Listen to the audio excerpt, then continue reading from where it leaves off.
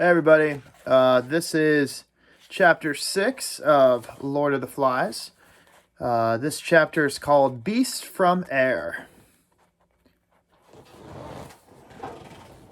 There was no light left save from the stars.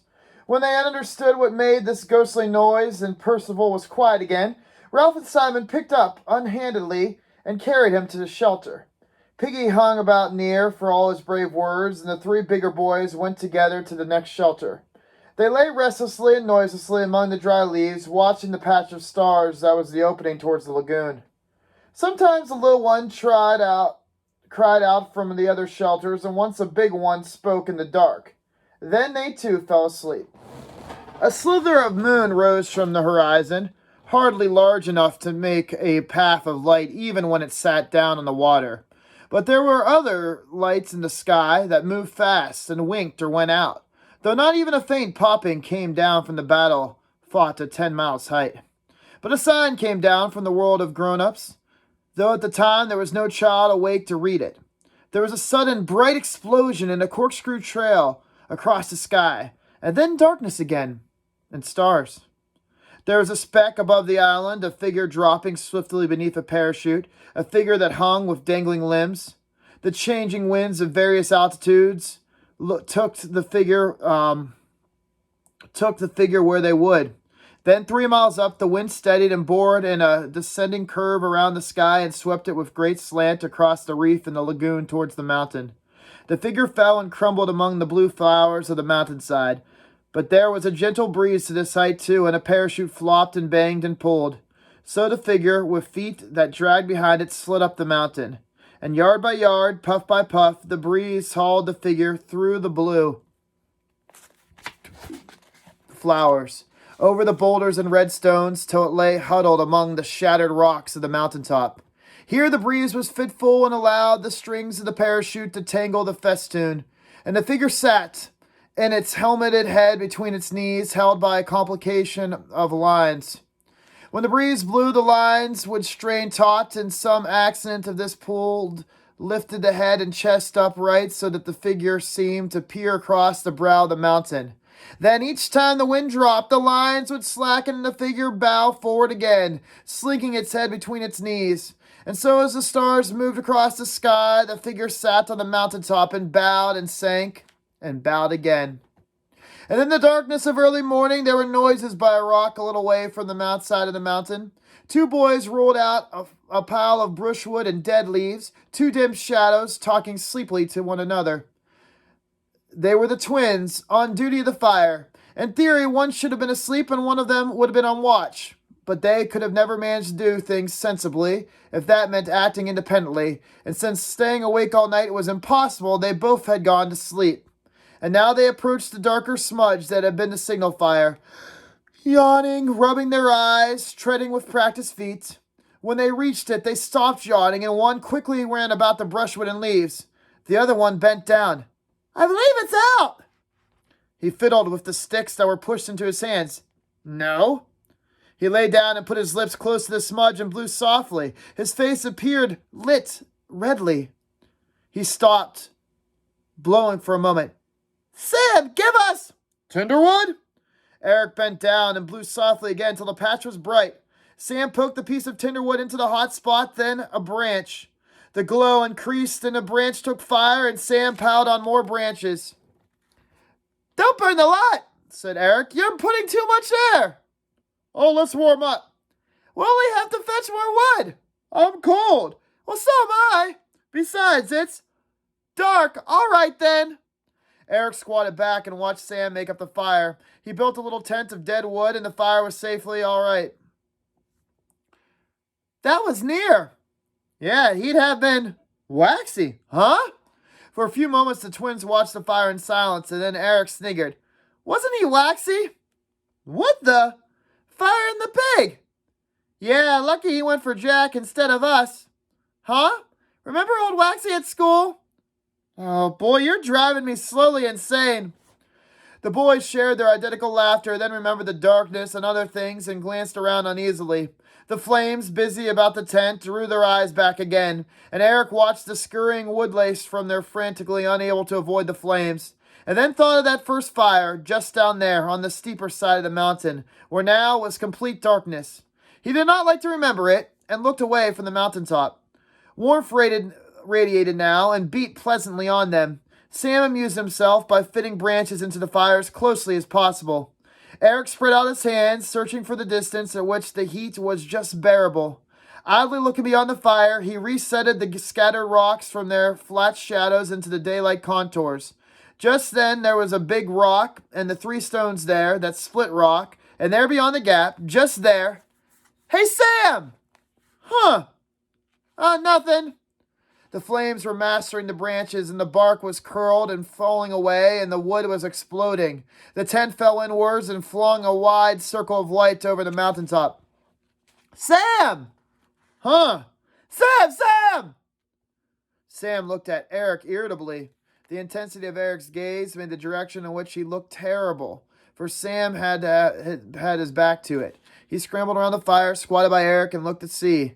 They became motionless and gripped each other's arms. 4 unwinking eyes were now aimed, and 2 mouths were opened. Far beneath them, the trees of the forest sighed, then roared. The hair on their foreheads fluttered, and flames blew out sideways from the fire, and 15 yards away from them, into the plopping noise of fabric blown open. Neither of the boys screamed, but the grip of their arms tightened and their mouths grew peaked. For perhaps 10 seconds they crouched like that while the flailing fire sent smoke and sparks and waves of inconstant light over the top of the mountain.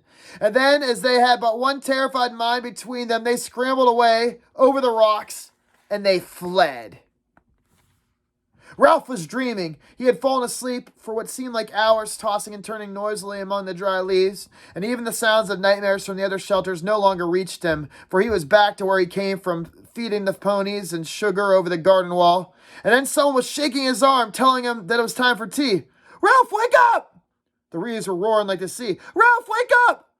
What's the matter?" "We saw the beast!" Wait, explain. Who are you? Who is this, the twins?" "We saw the beast!" "Quiet, Piggy." The leaves were still roaring. Piggy bumped into him, and a twin grabbed him as he made the oblonging of paddling stars. "You can't go out. It's horrible." "Piggy, where are the spears?" "I can hear the—" "Quiet, then. Everybody lie still." They lay there listening. At first, when doubt with terror to description, the twins breathed at them between bouts of extreme silence. But since soon the darkness was full of claws, and it was full of awful unknown, and it was full of menace. An interminable dawn faded the stars out, and at last, sad and gray, filtered into the shelter. They began to stir. Though still the world outside the shelter was impossibly dangerous. The maze of darkness sorted into the near and far, and at the high point of the sky the cloudlets were warmed with color. A single seabird flapped upwards in a hoarse cry that echoed presently, and something squawked in the forest. Now there were streaks of cloud near the horizon that they began to glow rosily, and the feathery tops of the palms were green. Ralph knelt in the entrance of the shelter and peered cautiously around him. "Sam and Eric, call them to the assembly. Quietly. Come on, go on now." The twins, holding tremulously to one another, dared the few yards to the next shelter and spread the dreadful news. Ralph stood up and walked for the sake of dignity through with his back prickling to the platform. Piggy and Simon followed, and all the other boys came sneaking after them. Ralph took the conch from where it lay on the polished seat and held it to his lips, but then he hesitated, and he did not blow. He held the shell up instead and showed it to them, and they understood. The rays of sun that were fanning upwards from below the horizon swung downward to eye level. Ralph looked for a moment out of the growing slice of gold that lit them that in the right hand and seemed to make speech possible. The circle of boys before him bristled with hunting spears. He handed the conch to Eric, the nearest of the twins. "We seen the beast with our own eyes. No, we weren't asleep." Sam took up the story, and by custom now, one with the conch did for both twins, for their substantial unity was recognized. "It was Fury! There was something moving behind its head. There were wings. The beast moved, too. That was awful. It kind of just set up on us. And then there was fire that was so bright. We just made it up. And then we put more sticks on the fire. But then there were those eyes and teeth and claws. We ran as fast as we could. We bashed into the thing. The beast followed us. I saw it slinking behind the trees. It nearly touched me. Ralph pointed fearfully at Eric's face, which was stripped with scars where the bushes had torn him. How'd you do that? Eric felt his face. I'm all rough. Am I bleeding? The circle of boys shrank away in horror. Johnny, yawning still, burst into noisy tears and was slapped by Bill till he choked on them. The bright morning was full of threats, and Circle began to change. It faced out rather than in, and the spears of the sharpened wood were like a fence. Jack called them back to the center. This will be a real hunt. Who's ready to come with me? These spears are made of wood. Don't be silly. Jack sneered at Ralph, who just said that impatiently. What, are you frightened? Of course I'm frightened. Who wouldn't be frightened? He turned to the twins, yearning but hopeless. I suppose you aren't pulling our legs, are you? The reply was too empathetic for anyone to doubt them, and then Piggy took the conch. Couldn't we kind of stay here? Maybe the beast won't come near us if we just all stay together. But for the sense of something watching them, Ralph could have shouted at him. Stay here and be cramped into this bit of the island, always on the lookout? How would we get food? And what about fire? Yeah, let's be moving. We're wasting time.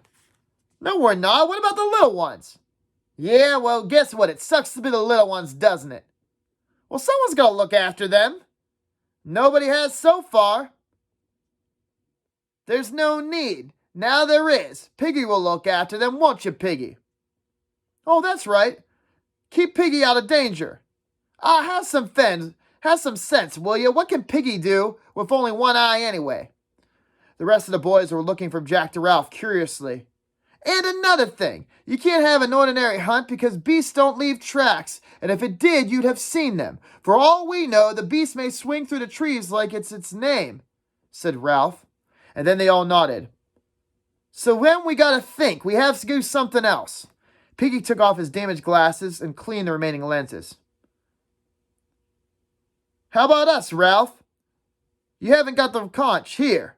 I mean, how about us? Suppose the beast comes while you're all away. I can't see proper, and if I get scared, I'll... Jack broke in, at this point contemptuously. You're always scared. I got the conch. Oh, conch. We don't need the conch anymore. We know how to say things. What good did Simon do speaking, or Bill or Walter? It's time some people knew they've got to keep quiet and they've got to lead the siding for the rest of us. Ralph could no longer ignore his speech. The blood was hot in his cheeks. You haven't got the conch, now sit down, Ralph said. Jack's face went so white that the freckles showed clear brown flecks. He flicked his lips and remained standing. This is a hunter's job. The rest of the boys watched intensely. Piggy, finding himself uncomfortably embroiled, still slid the conch to Ralph's knees and he sat down. The silence grew oppressive and Piggy held his breath. This is more than a hunter's job, said Ralph at last. And because you can't track that beast, and don't you want to be rescued anyway? He turned to the assembly. Don't you all want to be rescued or what? He looked back at Jack. I said before that the fire is the most important thing. Now, at this point, the fire must be out. The old exasperation saved him and gave him the energy to attack. Hasn't anyone got any sense? We've got to relight that fire. You never thought of that, Jack, did you? Or don't you, or any of you guys want to be rescued after all? Yes, they want to be rescued. There was no doubt about that. And with a violent swing to Ralph's side, the crisis passed. Piggy let out his breath with a gasp. Whew. He lay against the log. His mouth was gasping, blue shadows creeping into his lips. Nobody minded. Now think, Jack, is there anywhere on this island you haven't been? Unwillingly, Jack answered. Yeah, there's only... But of course, you remember the trail end part, where the rocks are all piled up. I've been near there, but the rocks made some type of bridge. There's only one way up. We didn't go up yet. Do you think maybe that thing lives there? All the assembly began to talk at once. Quiet! All right. You know what? That's where we're going to go and look. If the beast isn't there, we'll go up to the mountain and look, and then we'll light the fire. Well, let's go. We're going to eat first, then we'll go. We better take spears. After they had eaten, Ralph and the big ones sat along the beach. They left Piggy propped up on the platform. This day promised, like the others, to be bath under a blue dome. The beach stretched away before them in a gentle curve till perspective drew it into one of the forests. For the day was not advanced enough to be obscured by the shifting veils of the mirage. Under Ralph's direction, they picked up a careful way along the palm terrace, rather than dare the hot sand down by the water. He let Jack lead the way, and Jack trod with a theatrical caution, though they could have seen an enemy 20 yards away. Ralph walked in the rear, thankful to have escaped responsibility for at least a time. Simon, walking in front of Ralph, felt a flicker of incredulity. A beast with claws and scratch that sat on top of the mountains, that left no tracks and yet was not fast enough to catch Semneric. However, Simon thought of the beast. There rose before his inward sight the picture of a human at once heroic and sick. He sighed. Other people could stand up and speak to an assembly, apparently, without that dreadful feeling of pressure of personality. They could say what they would, as though they were speaking to only one person. He stepped aside and took back. Ralph was coming along, holding a spear over his shoulder. Diffidently, Simon allowed his pace to slacken until he was walking side by side with Ralph and looked up at him through the coarse black hair that now fell to his eyes. Ralph glanced sideways and he smiled constrainedly, as though he had forgotten that Simon had made a fool of himself. And then he looked away again at nothing. For a moment or two, Simon was happy to be accepted, and then he ceased to think about himself. When he bashed into a tree, Ralph looked sideways impatiently, and Robert sniggered. Simon reeled, and a white spot on his forehead turned red and trickled. Ralph dismissed Simon and returned to his personal hell. They would reach the castle sometime, and the chief would have to go forward. Jack came trotting back. "We're in sight now." "All right, we'll get as close as we can." He followed Jack towards the castle, where the ground rose silently. On the left was an impenetrable tangle of creepers and trees. "Why couldn't there be something in that?" "Because you can see, nothing goes in or out." "What about that castle, then?" "Look." Ralph parted the screen of the grass and looked out. There were only a few yards of stony ground, and then the two sides of the island came together so that one expected a peak of headland. But instead of this narrow ledge of rock, a few yards wide and perhaps 15 long, continued the island into the sea. There lay another of those pieces of pink squareness that underlay the structure of the island.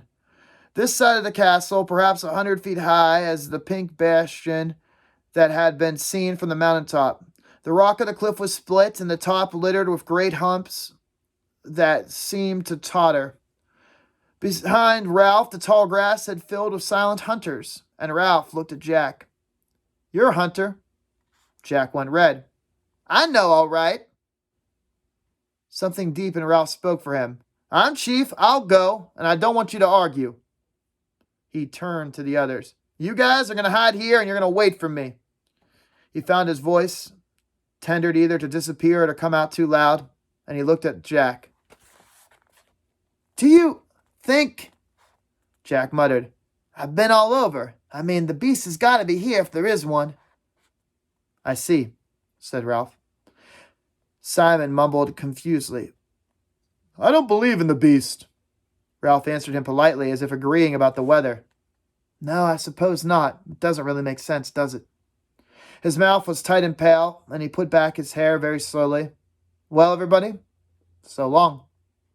He forced his feet to move until he had carried him on the neck of the land. He was surrounded on all sides by chasms of empty air. There was nowhere to hide, even if one did not have to go on. He paused on the narrow neck and looked down. Soon, in a matter of centuries, the sea would make an island in the castle, and on the right hand was the lagoon, troubled by the open sea, and on the left. Ralph shuddered. The lagoon had protected them from the Pacific, and for some reason only Jack had gone right down to the water on the other side. Now he saw the landsman's view of the swell, and it seemed like the breathing of some stupendous creature. Slowly the water sank among the rocks, revealing pink tables of granite, strange growth of coral, polyp, and weed. Down, down the waters went, whispering like the wind among the heads of the forest. There was one flat rock there, spread like a table, and the water sucking down on the four weedy sides made them look like cliffs. Then on the sleeping Leviathan breathed out. The waters rose, the weeds steamed, and the water bowled over the table rock with a roar. There was no sense in the passage of waves, only this minute-long fall and rise and fall. Ralph turned away to the red cliff. There was waiting behind him in long grass, waiting to see what he would do. He noticed that the sweat in his palm was cool now, and he realized with surprise that he did not really expect to meet any beasts, and he didn't know what he would do about it if he did meet a beast. He saw that he would climb the cliff, but this was not necessary. The squareness of the rock allowed a sort of plinth round it, so that to the right over the lagoon, 1 inch along a ledge, would turn the corner out of sight. It was easy going, and soon he was peering around the rock.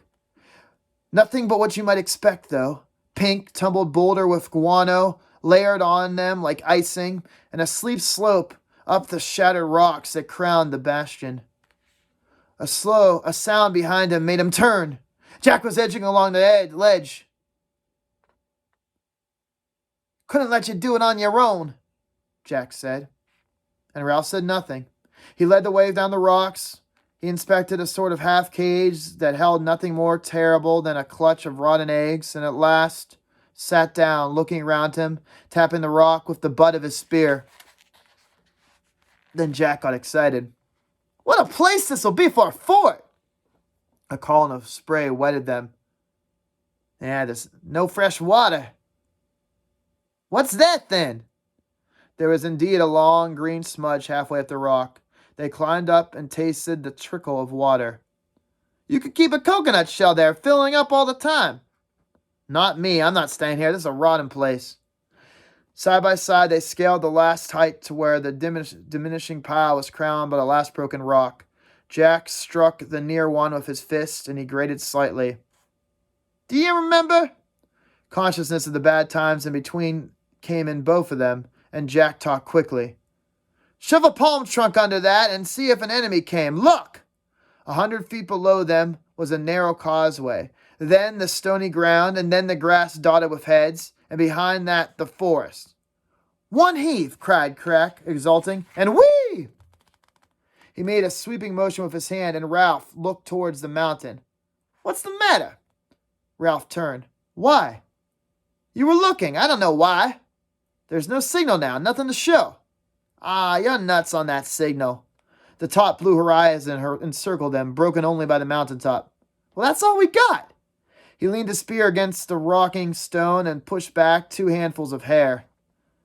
"They'll have to go back and climb the mountain. That's where they last saw the beast." "Well, the beast isn't going to be there." "What else can we do?" The others waiting in the grass saw Jack and Ralph unarmed and broke cover into the sunlight. They forgot the beast in the excitement of the exploration. They swarmed across the bridge and soon were climbing and shouting. Ralph stood now, one hand against an enormous red block, a block large as a mill wheel that had been spit off and hung tottering. Somberly, he watched the mountain. He clenched his fists and he beat hammer-wise on the red wall of his right. His lips were tightly compressed and his eyes yearned beneath the fringe of hair. "Smoke!" He sucked his bruised fist. "Jack, come on!" But Jack was not there. A knot of boys making a great noise that he had not noticed were heaving and pushing at rock, and as he turned, the base cracked and the whole mass toppled into the sea so that a thunderous plume of spray leaped halfway up the cliff. "Stop it! Stop it!" His voice struck a silence among them. "Smoke!" A strange thing happened in his head. Something flittered there in front of his mind like a bat's wing, obscuring his idea. "Smoke?" At once the ideas were back, and then the anger. "We want smoke, and you go wasting your time. You roll rocks." Roger shouted. "We've got plenty of time." Ralph shook his head. "We'll go to the mountain." The clamor broke out, and some of the boys wanted to go back to the beach. Some wanted to roll more rocks. The sun was bright, and the danger had faded with the darkness. "Jack, the beast might be on the other side. You can lead ahead. We could be by the shore. There's fruit." Bill came up to Ralph. "Why can't we stay here for a bit?" "That's right. They have a fort." "There's no food here," said Ralph, "and there's no shelter. Well, there's not much fresh water anyway." "Nah, guys, this would be an amazing wizard fort." "Yeah, we could roll rocks." Yeah, we could roll rocks right into the bridge. I say we go on, shouted Ralph furiously. We've got to make certain we go now. Nah, let's not do that. Let's stay here. No, we got to go back to Seltzer. But I'm tired. No. Ralph struck the skin off his knuckles. They did not seem to hurt. I'm chief, and we've got to make certain. We got to make sure that up the mountain there is no beastie. Can't you see the mountain? There's no signal showing. That could be a ship out there. Are you on your rockers? We got to check this out. Mutinously, though, the boys fell silent of muttering. Jack led the way down the rock and across the bridge. All right, guys, that is the end of chapter 6. One thing I will say, confusing for me, is there was a lot of moments in this chapter where they were not clear. It was not made clear who was speaking when. That was, I think, the biggest reason for that was they were trying to show that it was very chaotic. A lot of kids were just shouting out things, but that was definitely, for me at least, I will say, as a reader, there definitely led to some confusions, especially when I'm trying to do voices here.